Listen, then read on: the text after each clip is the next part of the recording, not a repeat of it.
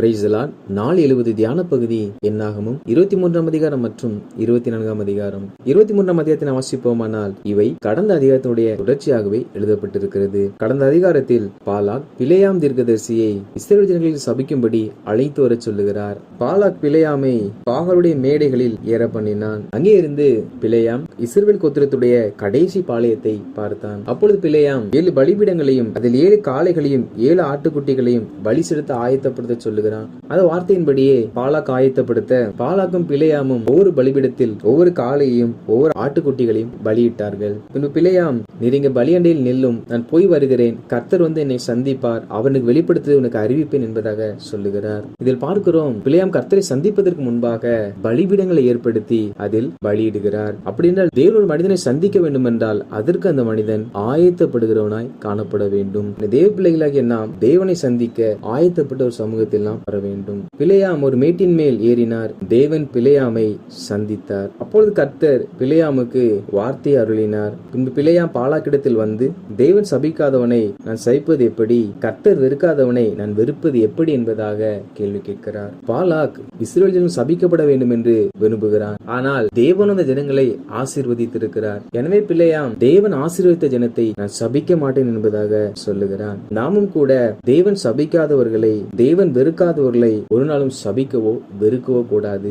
காரணம், அவர்களை தேவன் நேசிக்கிறார், தேவன் விரும்புகிறார். அப்பொழுது பிலேயாம் அந்த ஜனங்கள் ஜாதிகளோட கலவாமல் தனியே வாசம் பண்ணுவார்கள் என்பதாக சொல்லுகிறார். அந்த இஸ்ரவேல் ஜனங்கள் எல்லா ஜனங்களோடு கூட ஒன்று சேர்ந்திராமல் அவர்கள் கலாச்சாரங்கள், அவருடைய வழிபாட்டு முறைகள் எல்லாம் ஒரு தனித்துவம் வாய்ந்தவைகளாய் காணப்படுமா?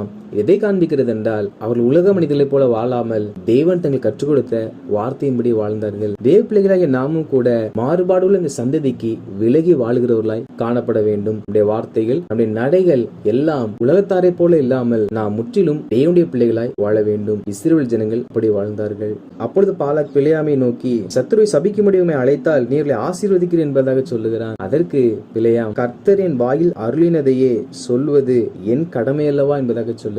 பாலாக் ஜனங்களை சபிக்கும்படிக்கான வார்த்தை எதிர்பார்த்தார். ஆனால் தேவனோ இஸ்ரவேல் ஜனங்களை ஆசீர்வதிக்கும்படிக்கான வார்த்தைகளை கட்டளையிட்டார். பாலாக் நினைத்த வார்த்தை அவருக்கு கிடைக்கவில்லை. நாம் கூட சில சமயத்தில் எதிர்பார்க்கிற வார்த்தைகள் பலிபீடத்திலிருந்து வெளிப்படுவதில்லை. நாம் நினைப்பதற்கு எதிர்மறையான வார்த்தை வரும் என்றால் நாம் நினைத்ததை அவர்கள் சொல்லவில்லை என்று நாம் ஊழியக்காரர்கள் மேல் வருத்தப்படக்கூடாது. காரணம், அவர்கள் நாவில் என்ன வார்த்தைகளை தேவன் அருளுகிறாரோ அதை தான் அவர்கள் பேசுவார்கள். அது எல்லா சமயமும் நமக்கு அனுகூலமா இராமல் சில சமயத்தில் நாம் வைத்த திட்டங்களுக்கும் நம்முடைய விருப்பங்களுக்கும் எதிராகவும் காணப்படலாம். எனவே நாம் ஊழியர்கள் மேல் கோபம் கொள்ளாமல் நாம் தான் நம்முடைய வழிகளை சரிப்படுத்திக் கொள்ள வேண்டும் என்ற காரியத்தில் மிக கவனம் உள்ளவர்களாய் காணப்பட வேண்டும். பின்பு பாலாக் பிலேயாமை பிஸ்காவின் கொடுமுடியில் கொண்டு போய் முன் செய்த போல பலியிட்டு கர்த்தரை சந்தித்தவர்கள் என்பதாக சொல்லி செல்லுகிறார். கர்த்தர் பிலேயாமை சந்தித்தார். பின்பு பிலேயாம் பாலாக்கிடத்தில் வந்து இஸ்ரவேல் ஜனங்கள் குறித்து தேவன் சொன்ன வார்த்தைகளை சொல்லுகிறார். முதலாவதாக, பொய் சொல்ல தேவன் ஒரு மனிதன் அல்ல, மனமாற அவர் மனுபுத்திரன் அல்ல, அவர் சொல்லியும் செய்யாதிருப்பாரா, அவர் வசனித்தும்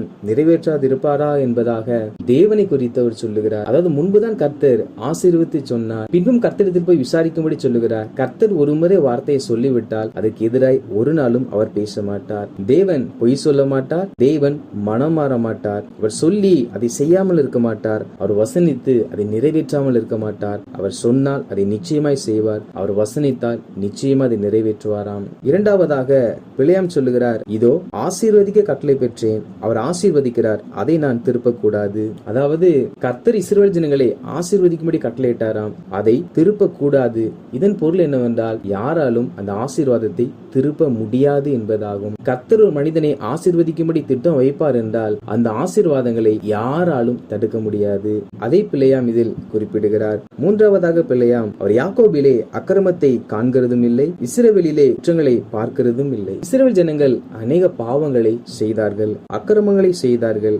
ஆனால் ஆண்டவராகிய கர்த்தர்களை முற்றிலும் அழித்து நிர்மூலமாக்காமல் அவர்கள் மேல் இரக்கம் வைத்தார். காரணம் என்னவென்றால், அவருடைய அக்கிரமங்களையும் அவருடைய குற்றங்களையும் கர்த்தர் காணாமல் பார்க்காமல் விட்டு விட்டாராம். அப்படின்னா பாவம் செய்தாலும் கர்த்தர் பார்க்க மாட்டார் என்பதாக நாம் நினைத்துவிடக் கூடாது. பாவம் செய்யும்போது கர்த்தர்களை தண்டித்தாலும் அவர்களை முற்றிலும் நிர்மூலமாக்காமல் அவர்கள் மேல் கிருபைகளை வைத்து அவர்களை தொடர்ந்து நடத்தி கொண்டு வந்தார். நான்காவதாக, அவர்களுடைய தேவனாகிய கர்த்தர் அவர்களோட இருக்கிறார். ராஜாவின் ஜெய கம்பீரம் அவர்களுக்குள்ளே இருக்கிறது. இந்த இஸ்ரவேல் ஜனங்கள் ஏன் விசேஷமானவர்கள் என்றால் அவர்களோடு கூட சர்வ வல்லமையுள்ள தேவன் இருக்கிறார். மாத்திரமல்லாமல் ஒரு ஜெய கம்பீரம் ஜனங்களுக்குள் இருக்கிறதா. அதாவது இஸ்ரவேல் ஜனங்களை பார்ப்போம் என்றால் மற்ற எல்லாரை காட்டிலும் வெகு பக்தி வைராக்கியம் பாராட்டுகிறவர்கள், ஒன்றான மெய்தேவன் தங்களோடு இருக்கிறதாக நெஞ்சை நிமிர்த்து சொல்லுகிறவர்களாய் இருக்கிறார்கள். காரணம் என்னவென்றால் அவர்களுக்குள் அந்த ஜெய கம்பீரம் காணப்படுகிறது. ஐந்தாவதாக, தேவன் அவர்களை எகிப்திலிருந்து புறப்பட பண்ணினார். காண்டாமிருகத்துக்கு ஒத்த பலன் அவர்களுக்கு உண்டு. அதாவது எல்லா விலங்குகளை பார்க்கிலும் ஒரு பலமுள்ள விலங்கு எதுவென்றால் அது காண்டாமிருகம் ஆகும். அப்படிப்பட்ட காண்டாமிருகத்துக்கு ஒத்த பலனை கர்த்தர் தம்முடைய ஜனங்களுக்கு கொடுத்திருக்கிறாராம். ஆறாவதாக, யாக்கோபுக்கு விரோதமான மந்திரவாதம் இல்லை, இஸ்ரவேலுக்கு விரோதமான குறி சொல்லுதலும் இல்லை.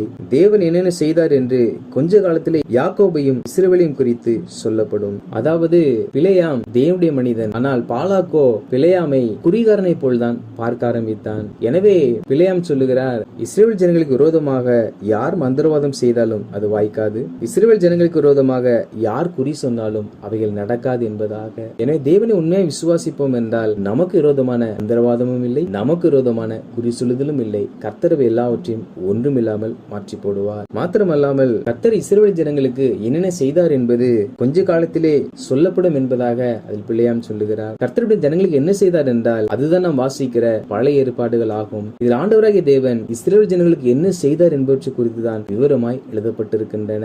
இதை பிலேயாம் சொல்லும் பொழுது இஸ்ரவேல் ஜனங்கள் கருத்தில் வேதம் இல்லாது இருந்தது. ஆனால் இக்காலத்தில் வேதம் என்று உருவாக்கப்படும் என்பதை இங்கே மறைமுகமாக கர்த்தர் பிலேயாம் மூலமாக வெளிப்படுத்தியிருக்கிறார். ஏழாவதாக, அந்த ஜனம் துஷ்ட சிங்கம் போல எழும்பும், பால சிங்கம் போல நிமிர்ந்து நிற்கும். அது தான் பிடித்த இறையை பட்சித்து வெட்டுண்டவர்களின் ரத்தத்தை குடிக்க மட்டும் படுத்துக் கொள்வதில்லை. அதாவது உக்கிர கோபமாய் கர்ஜிக்கிற சிங்கத்தை போல இஸ்ரவேல் ஜனங்கள் நிமிர்ந்து நிற்பார்களாம். தன் இறையை குறிவைத்தால் ஒழிய சிங்கமானது நித்திரை செய்யாது. அப்படி இஸ்ரவேல் ஜனங்கள் தங்களுக்கு விரோதமாய் எழும்பி வருகிறவர்களை ஜெயிப்பார்கள் என்பதாக சொல்லப்பட்டிருக்கிறது. இந்த வார்த்தைகள் இஸ்ரவேல் ஜனங்களை குறித்த ஆசீர்வாதமான வார்த்தைகளாக கர்த்தர் பிலேயாமிடத்தில் பேசினார். அதற்கு பாலாக், நீர் அவளை சபிக்கவும் வேண்டாம், அவளை ஆசீர்வதிக்கவும் வேண்டாம் என்பதாக சொல்லுகிறார். அதற்கு பிலேயாம், கர்த்தர் சொல்லுகிறபடி எல்லாம் செய்வேன் என்று உம்மோடு நான் சொல்லவில்லை என்பதாக கேட்கிறார். உடனே பாலாக் பிலேயாமை எஷிமோனுக்கு எதிரே போகிற பேயோரின் கொடுமுடி அழைத்து கொண்டு போனான். அங்கே முன் செய்யப்பட்டது போல பலியிடப்பட்டது. 24ஆம் அதிகாரத்தை நாம் வாசிப்போமானால் இவைகள் கடந்த அதிகாரத்தினுடைய தொடர்ச்சியாகவே எழுதப்பட்டிருக்கிறது.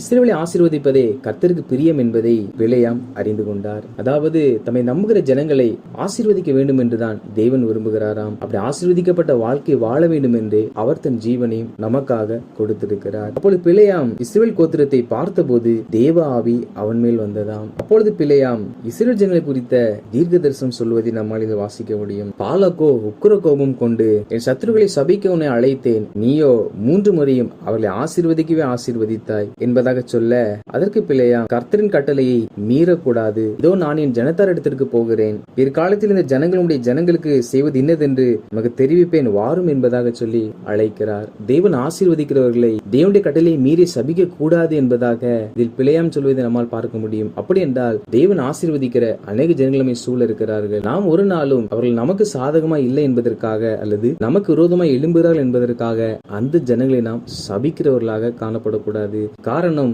தேவன் ஆசீர்வதித்தவர்களை நாம் சபிப்பது என்பது தேவனுடைய கட்டளைகளை மீறி செயல்படுவதாகும். இதற்கு பின்பாக பிலேயாம் சொன்ன வார்த்தைகளாவது, ஒரு நட்சத்திரம் யாக்கோபிலிருந்து உதிக்கும், ஒரு செங்கோல் இஸ்ரவேலிலிருந்து எழும்பும், அது மோவாபின் எல்லைகளை நொறுக்கி சேத்து புத்திரர் எல்லை வரையும் நிர்மூலமாக்கும். அதாவது இஸ்ரவேல் ஜனங்கள் மோவாபையும் சேத்து புத்திரரையும் நிர்மூலமாக்குவார்கள் என்ற இந்நாட்டில் நடக்க போகிற காரியங்களையும் இதில் பிலேயாம் வெளிப்படுத்துகிறார். ஏதோம் சுதந்திரமாகும், சேயீர் தன் சத்துருக்களுக்கு சுதந்திரமாகும், இஸ்ரவேல் பராக்கிரமம் செய்யும். அதாவது ஏதோம் சேயீர் இந்த 2 தேசங்களையும் இஸ்ரவேல் ஜனங்கள் சுதந்திரித்துக் கொண்டு பராக்கிரமம் செய்வார்கள் என்பதாக சொல்லப்பட்டிருக்கிறது.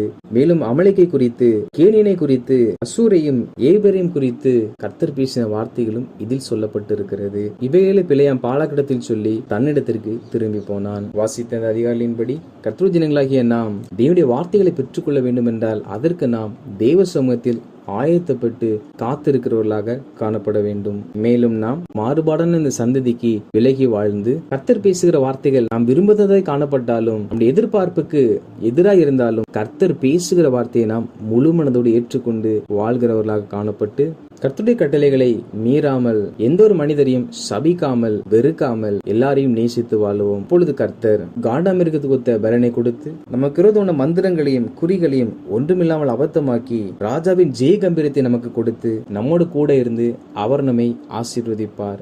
ஆமேன்.